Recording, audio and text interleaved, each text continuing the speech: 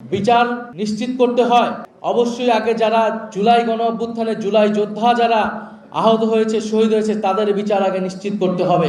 একটা কথা শোনা হচ্ছে যে পুলিশ হত্যার তদন্ত নাকি আবার করা হবে। জুলাই গণ অভ্যুত্থানের সময় সেই যে যুদ্ধ পরিস্থিতি, যদি বিচার নিশ্চিত করতে হয়, অবশ্যই আগে যারা জুলাই গণ অভ্যুত্থানে জুলাই যোদ্ধা যারা আহত হয়েছে, শহীদ হয়েছে, তাদের বিচার আগে নিশ্চিত করতে হবে। পুলিশ বাহিনীকে আমরা সমগ্র পুলিশ বাহিনী কিন্তু দায়ী ছিল এই অপরাধের জন্য, এই গণহত্যা সংঘটিত করার জন্য, কিন্তু আমরা সমগ্র পুলিশ বাহিনীকে কাঠগড়ায় দাঁড় করিয়ে নেই।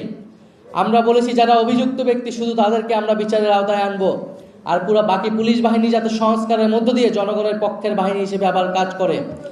ফলে এই মীমাংসিত বিষয় নিয়ে যদি আবার বিতর্ক তৈরি করা হয়, তাহলে জনগণ বাধ্য হবে রাজপথে নামতে।